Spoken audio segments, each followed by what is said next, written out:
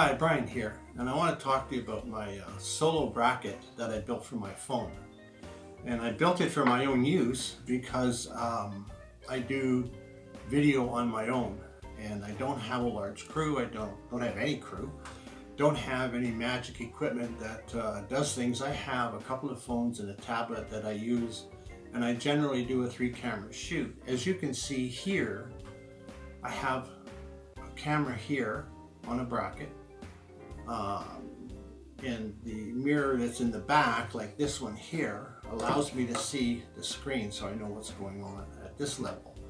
This bracket here holds another phone and again a screen that I can see what's going on. Now the one you're actually looking at now, this one back here, is a larger version of this because it's holding a Samsung Tab A.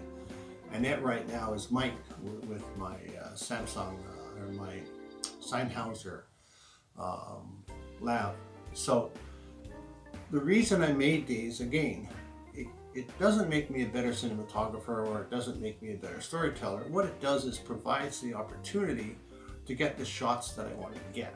For example, if I want to get an overhead shot, right, and I want to see the detail. Now this is an example. The other ones would be higher. So what happens now is this gets moved back and gets moved over. So now I can see the back of this screen. Even though it's up here, I can still see the back of the screen. So when I'm working under here, what it does is it gives me the relative position of my hands within the scene itself.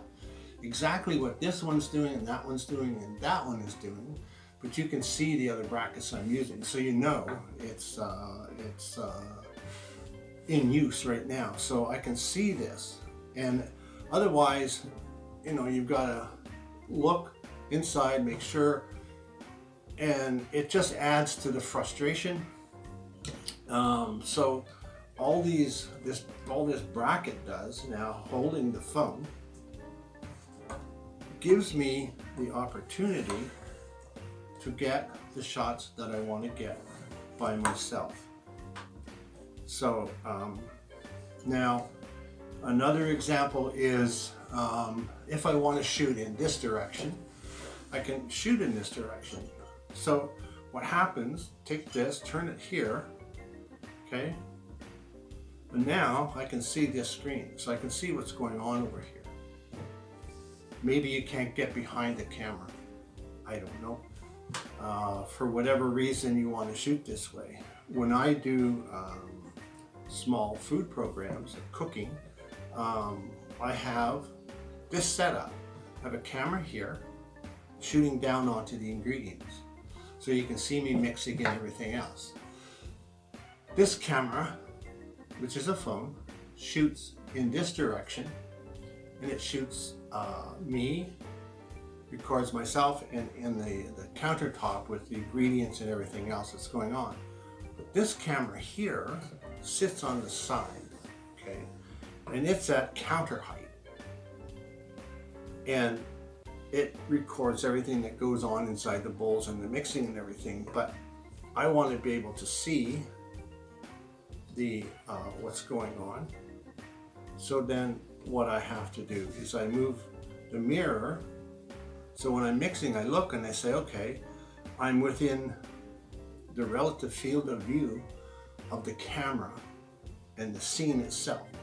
It's all this does, as I said, doesn't make me any better as a cinematographer or probably a better storyteller, because I can now show you 3 different views of the thing that's going on.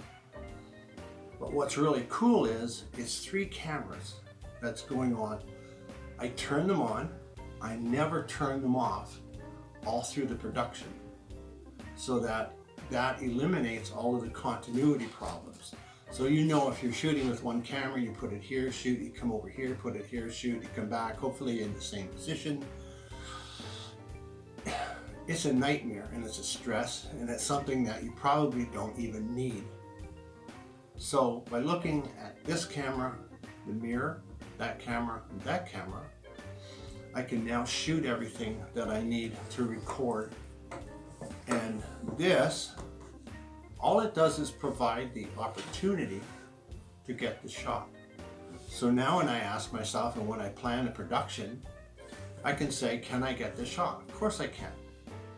Now, this camera here is the same as this one. It's an Xperia Z3. They all shoot at 1920 by 1080 at 30 frames at 30 megabits. Even the little iPhone 4S, when I use it, which I do, it shoots at 1920 by 1080 at 30 frames, at 30 megabits. Shoots at .movs. I simply convert it to MPEG-4s and cut it in. Nothing changes. So you can use any camera you want. These brackets will hold up to, I put iPhone 10s in them, so they're fairly universal, but this camera here that's shooting down, I have a wide angle adapter on it. It's a 0.43.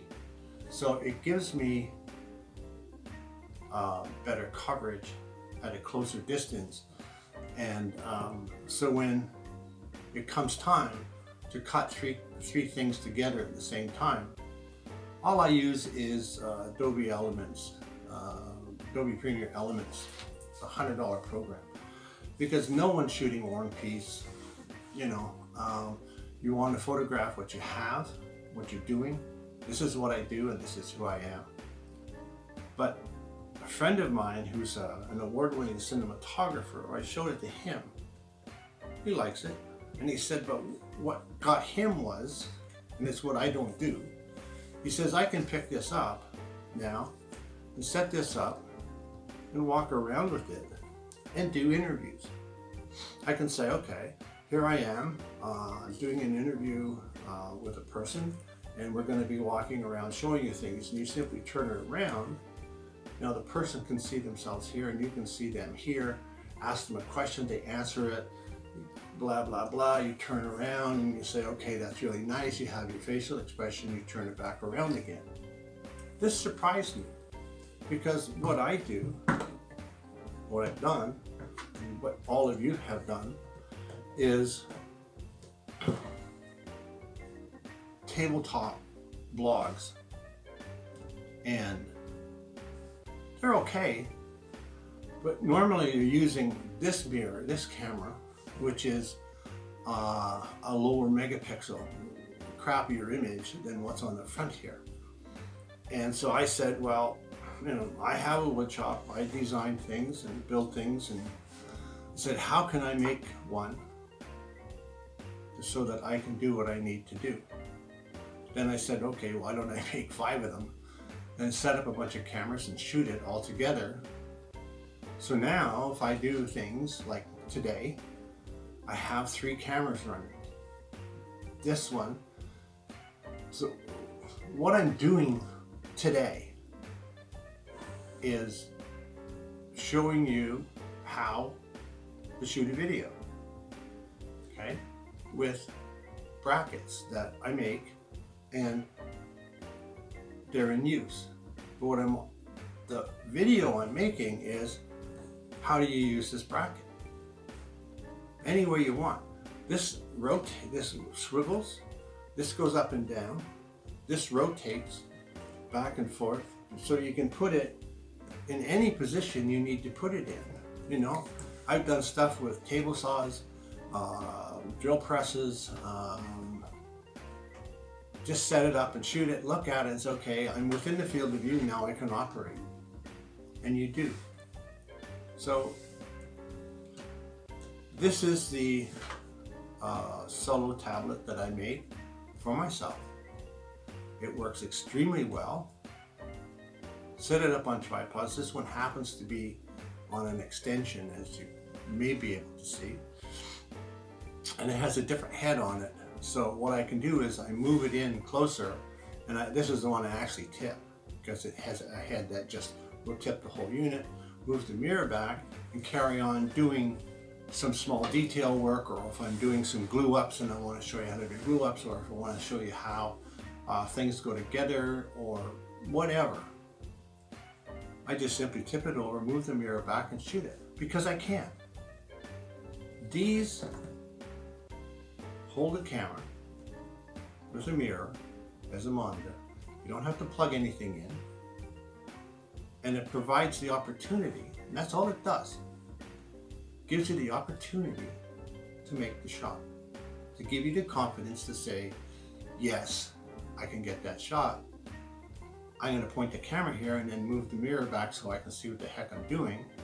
Set up another camera and another one if you want to, shoot all three, start them all up, go through what you're doing, turn them off.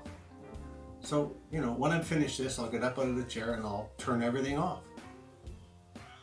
But I just wanted to show you this so that the opportunity exists for you to get the shots that you get on your phones. The phones today are really, really good. The technology is here, the extra lenses you need for the wide angles.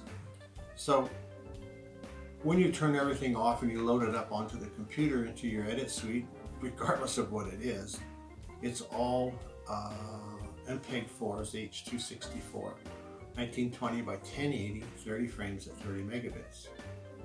Because all you're looking at are 8-bit screens, tablets, phones, small computers.